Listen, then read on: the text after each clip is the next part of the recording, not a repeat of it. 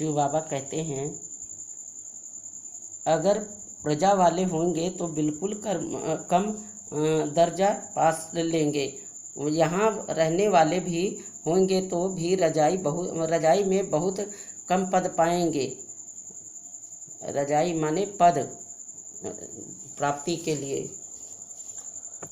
तुम्हारी जितना विशाल बुद्धि हुई है, अब बेंगलोर मद्रास के बच्चे बैठे हैं, उन्हों को फिर मद्रासी भाषा में कोई बैठ समझाए। हमारी भाषा तो हिंदी है, कल्प पहले भी ऐसे समझाया होगा। कहेंगे भगवान सब भाषाएं क्यों नहीं जानते, परंतु ड्रामा में है नहीं। ड्रामा में होता तो मैं सब भाषाओं में भाषण करता। समझो, भिन्न भिन्न भाषाओं वाले बैठे हो तो क्या हम सब भाषाओं में बैठे बोलूँगा क्या? यह तो हो नहीं सकता। एक दो को भी कहाँ तक सुनाएंगे? घमसान हो जाए तो समझाना चाहिए। बाबा ने कल्प पहले जिस भाषा में समझाया था उसी भाषा में ही समझाते हैं, इसलिए हिंदी का जोर है। अंग्रेजी भी जरूरी है, क्योंकि इन्हों का कनेक्शन अंग्रेजी से जास्ती है। रसिया, अमेरिका आदि की भाषा अपनी है। एक ही धर्म वाले क्रिश्चियन, परंतु भाषाएं बहुत है। यहाँ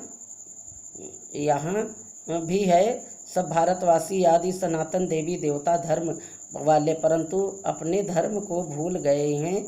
भाषाएं कितने हो गए हैं, सब मिक्सर है। जिसकी जो भाषाएं हैं उसमें फिर उनको सुनाना है। इसमें भी बड़ा होशियार चाहिए, जो समझ कर बैठ समझाए। साथ ही ऐसा साथ लाना चाहिए जो एक्यूरेट समझा सके। यह है सबसे बड़ा चैतन्य तीर्थ। वह है जड़ तीर्थ। साधु संत महात्मा सब वहाँ जाते हैं, बहुत दूर दूर जाते हैं। जो भारत को पावन बनाकर गए हैं उन्हों के मंदिर में जाते हैं। यह भी समझाने की बातें हैं ना। बाप कहते हैं, झाड़ की टालियाँ पत्ते उसका विस्तार कितना समझाए और तुम हो समझ गए हो। यह छोटे छोटे टालियाँ हैं। टाली में भी कितने पत्ते होंगे। अथाह मठ पंथ है तुम्हारा थूर तो कितना बड़ा होना चाहिए, कितने पत्ते होने चाहिए। आदि सनातन देवी देवता धर्म सतयुग से लेकर चला आया है, तो हिंदू कितने होंगे, परंतु हिंदू में भी नहीं रहे हैं और धर्मों में कन्वर्ट हो गए हैं। यह है कल्प वृक्ष। शुरू में आदि सनातन देवी देवता धर्म वाले थे। हिंदू कहलाने वाले भी वास्तव में है आदि सनातन देवी देवता धर्म में, परंतु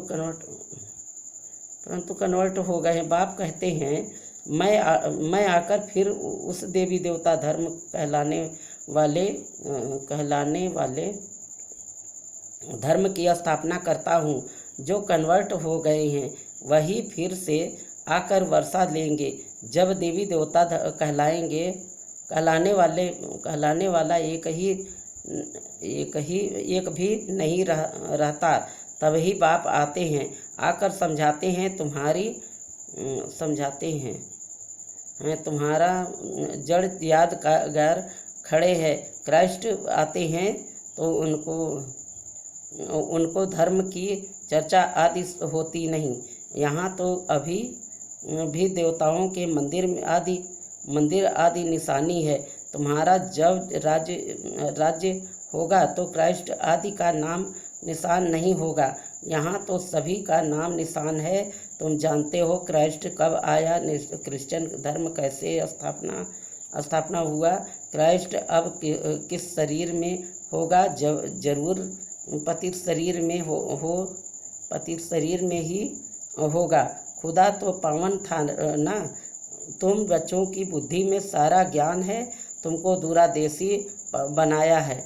हम आत्माएं कहाँ रहती है, कहाँ से आती है, यह किसको पता नहीं है। रहने के स्थान को परमधाम रहने के स्थान को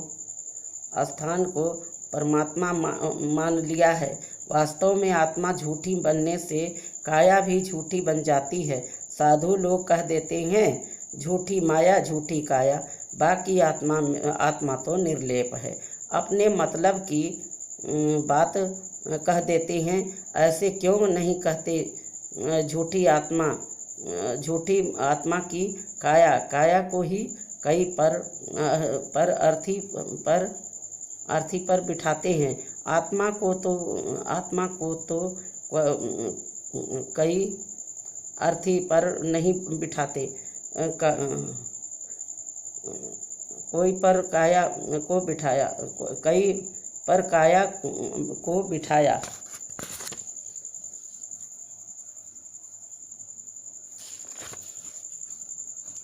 पर काया को बिठाया जाता है। आत्मा ने तो एक काया को छोड़ दूसरी काया में जाकर प्रवेश किया। यह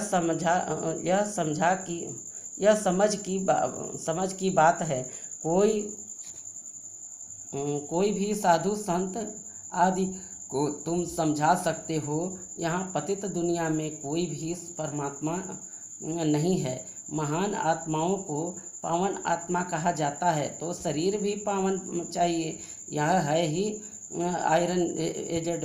परंतु कन्या जब तक विकार में नहीं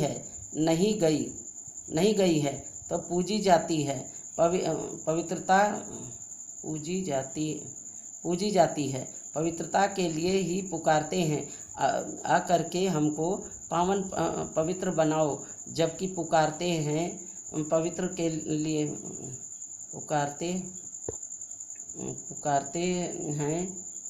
पुकारते रहते हैं। तुम उनको महान आत्मा कैसे मान सकते हो? महात्मा तो कोई है नहीं, यहाँ है विचित्र परमपिता परमात्मा। तुम जानते हो।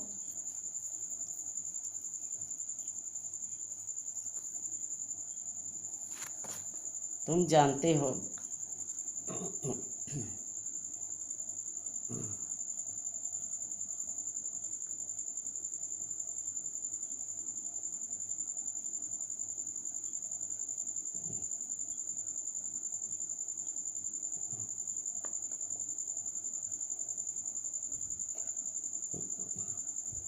कैसे मान सकते हो? महात्मा तो कोई है नहीं, यह है विचित्र परम पिता परमात्मा। तुम जानते हो। हम जो पावन जीव आत्माएं देवी देवता थी, अभी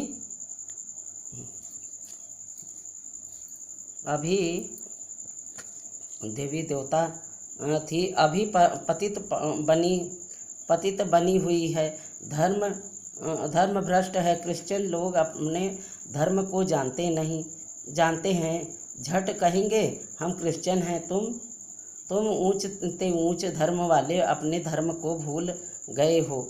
भूल जाने से धर्म भ्रष्ट कर्म भ्रष्ट बन पड़े हो। तुम भ्रष्टाचारी थे, अभी रावण ने भ्रष्टाचारी कर दिया है। यह अर्थ भी तुम समझ सकते हो। तुम बच्चे अभी अपनी भविष्य ऊंच तकदीर बनाने के लिए धारणा कर रहे हो। श्रीमत का उल्लंघन करने में तकदीर को लकीर लग जाती है। यह भी भूल जाते हैं कि श्रीमत देने वाला बाप है, तो आखिर वह दिन आया आज। यह तुम जानते हो, अभी एक्यूरेट नहीं जानते हो। अंत में जानेंगे जब पूरे समझ जाएंगे। अभी तो घड़ी घड़ी भूल जाते हैं। मुश्किल कोई सच बतलाते हैं। झूठ बोलने में देरी नहीं करते हैं। रुस्तम बच्चों को थप्पड़ लगा देती है। बाप तो सब जानते हैं, बतलाते हैं, तुम भूल करते हो, बड़ी डिससर्विस करते हो। अच्छा, मीठे मीठी सी कील दे बच्चों प्रति माता पिता बाप दादा का याद प्यार और गुड मॉर्निंग। रूहानी बाप की रूहानी बच्चों को नमस्ते। धारणा के लिए मुख्य सार। पहली पॉइंट, दूरा देसी बन तीनों लोकों और तीनों कालों में को जान बुद्धि से रेस करनी है। इस छीछी दुनिया छीछी शरीर से मुक्त होना है। दूसरी पॉइंट, झूठ बोलने की आदत को मिटाना है। श्रीमत का उल्लंघन कर डिससर्विस नहीं करनी है। वरदान, खुशी के खजाने से अनेक आत्माओं को माला माल बनाने वाले सदा खुशनसीब भव। खुशनसीब उन्हें कहा जाता है जो सदा खुश रहते हैं और खुशी के खजाने द्वारा अनेक आत्माओं को माला माल बना देते हैं। आजकल हर एक को विशेष खुशी के खजाने की आवश्यकता है और सब कुछ है, लेकिन खुशी नहीं है। आप सबको तो खुशियों की खान मिल गई है। खुशियों का वैरायटी खजाना आपके पास है। सिर्फ इस खजाने के मालिक